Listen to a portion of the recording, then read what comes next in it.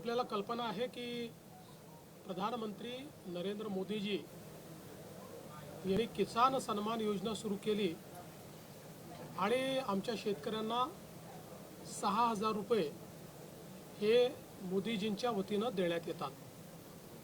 महाराष्ट्रामध्ये महायुतीच्या सरकारने देखील नमो शेतकरी महासन्मान योजना सुरू केली आणि या योजनेत आम्ही निर्णय घेतला की केंद्र सरकारच्या 6,000 रुपयांसोबत महाराष्ट्र सरकार देखील त्याच लाभार्थ्यांना शेतकऱ्यांना 6,000 रुपये देईल, म्हणजे महाराष्ट्रातल्या शेतकऱ्यांना एकूण 12,000 रुपये त्या ठिकाणी मिळतील। आपल्याला कल्पना आहे की या संदर्भात दर 4 महिन्यांनी आपण 2,000 रुपये त्या ठिकाणी त्यांच्या खात्यामध्ये देतो, 2,000 केंद्र सरकार देते, असं 3 हप्त्यांमध्ये आपण हे पैसे देत असतो। नुकताच प्रधानमंत्री महोदयांनी 20वा हप्ता या योजनेचा त्या ठिकाणी दिला आणि आता isakal.com आहे देशातील नंबर 1 ची मराठी न्यूज वेबसाईट। प्रत्येक अपडेटसाठी isakal.com ला नक्की भेट द्या। त्याच अनुषंगाने आता आपण देखील आज मंत्रिमंडळ बैठकीनंतर शेतकऱ्यांच्या खात्यामध्ये आपला नमो शेतकरी महासन्मान योजनेचा जो हप्ता आहे तो जमा करण्याकरता आपण कार्यक्रम केला आणि एका क्लिकवर हे पैसे आता जमा झालेले आहेत।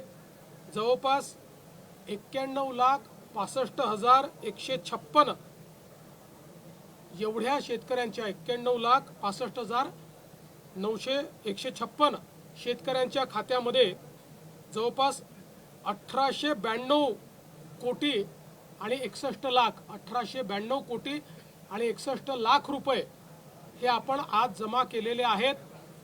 आणि मला विश्वास आहे की ही जी काही मदत आपण करतो त्याच्या पाठीमागचा आपला हेतू हा असतो की शेतीच्या कामामध्ये जे काही छोटे मोठे खर्च शेतकऱ्यांना येतात किंवा अनुषंगिक खर्च येतात त्याच्यामध्ये त्यांना मदत मिळाली पाहिजे। आणि निश्चितपणे आपल्याला कल्पना आहे की या महासन्मान निधीचं सर्वच शेतकरी सातत्याने स्वागत करतात, त्यामुळे आज ते पैसे आम्ही जमा केलेले आहेत।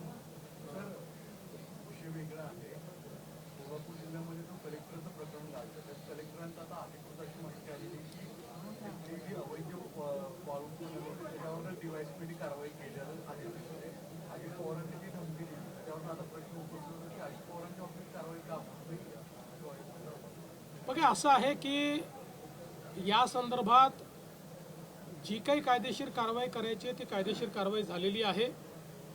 प्रकरणाची अजून पूर्ण माहिती आणि रिपोर्ट हा माझ्याकडे आलेला नाही, तो जिल्हाधिकाऱ्यांना मी मागितलेला आहे, तो मी मागणार आहे।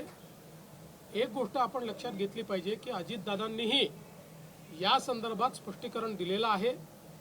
खूप वेळा समोरच्या बाजूला काय चाललं आहे याची आपल्याला कल्पना नसते। अनेक वेळा आमच्याकडे निवेदनं येतात, त्या निवेदनावर आम्ही कारवाई करा असं लिहितो, मात्र त्या निवेदनात सांगितलेली वस्तुस्थिती आणि प्रत्यक्षातली वस्तुस्थिती यात खूप अंतर असतं।